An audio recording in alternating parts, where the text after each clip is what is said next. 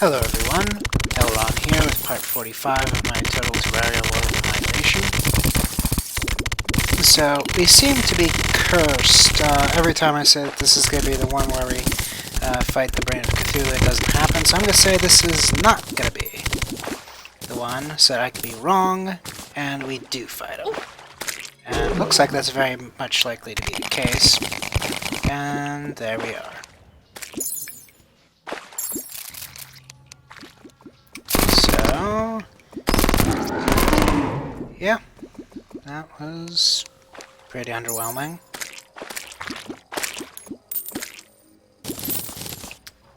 That was the Brain of Cthulhu, everyone. Space Dolphin machine gun, less than 50 bullets fired. I pulled that number out of my arse once again. This preview, I can't actually read how much was used, but in any case, I'm guessing it was under 50. Seems like a reasonable number to pull out of my arse, but I've had worse numbers come out of my arse.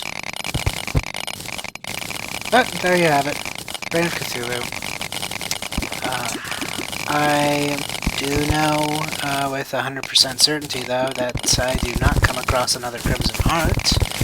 So I can guarantee you that for the rest of this cohort, there will not be another Brain of Cthulhu that will be fought.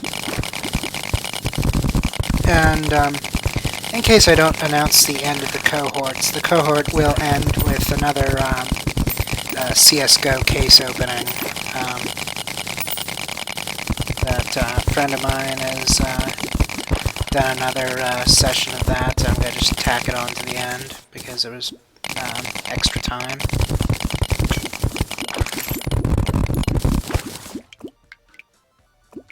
Although, speaking of the Brain of Cthulhu being completely underwhelming, when you play on expert mode and you get all those neat little perk extra items for defeating the bosses, that Brain of Cthulhu perk item was a total underwhelming thing. It's like, what was the point of killing this guy? I mean, I guess I needed to kill him to progress, but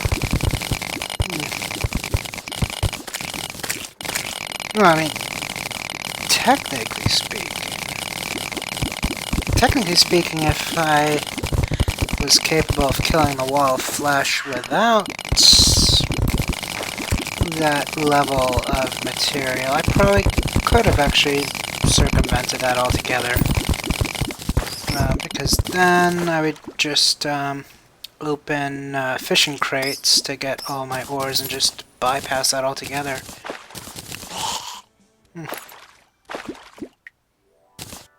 Sounds like a goal. Defeat the wall of flesh without defeating the Brain of Cthulhu. And the depressing bit is the corruption version, the Eater of Worlds. He's actually got a useful thing. Like, he's got this like scarf that makes you take less damage. I'm not gonna pull a number out of my arse and prove it wrong later, so I'm just gonna pause right now and figure out what it is.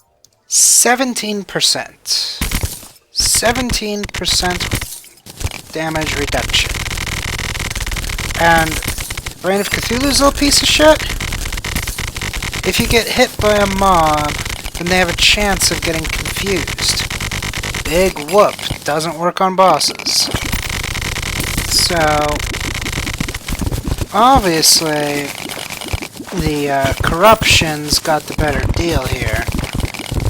And I have never been graced with a corruption planet since the 1.3 update.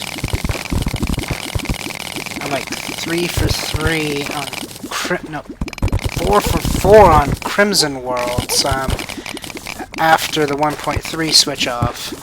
And the funny bit is I was like pretty much the opposite. Pre 1.3, I was like 7 for 8 corruption in the 1.2 era. So, really getting hosed here. Town would have been a much easier place to live in the early goings if I had a corruption world, for sure. Because that worm scarf would have been great. I would have rocked that thing all day long. Especially after the Wall of Flesh giving it an extra accessory slot. That was a great perk. And I ended up using the Shield of Cthulhu forever. I mean, probably wasn't until like Plantera or the Golem or maybe even Duke Fisherone where I finally ditched the Shield of Cthulhu.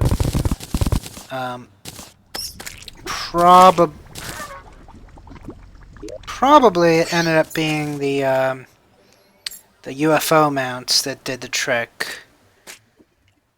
Yes. Slime is falling from the sky, so we're gonna get another King Slime fight. So I'm just sitting here, letting the Stardust Dragon do most of the work. Occasionally, swing the Terra Blade to try to target things that's not in its area. And I've got my Stardust Angel or Guardian or whatever you call it out there doing its little attacks as well. And boom. Well, at least the Brain of Cthulhu lasted a little longer than that. But the Brain of Cthulhu cheats. He's got all those little eyes. You have to kill all the little eyes before he's defeatable, so technically speaking, he had a meat shield. And King Slime doesn't.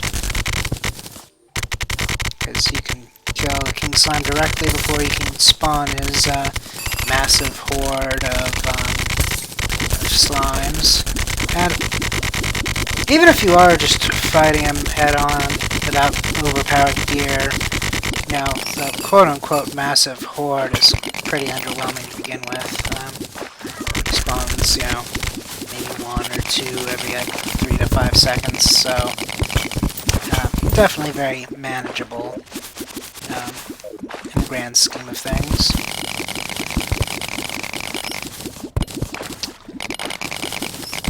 And I'll be honest, I'm kind of annoyed that the lunatic cultist didn't have anything cool. You know, all he has is the mask and maybe the trophy, but he doesn't have a goodie bag yet. I think the wiki said that goodie bag does exist, but it's not implemented because they didn't figure out what they wanted to put in it yet, or something stupid like that. But in any case, I would have liked some good swag there.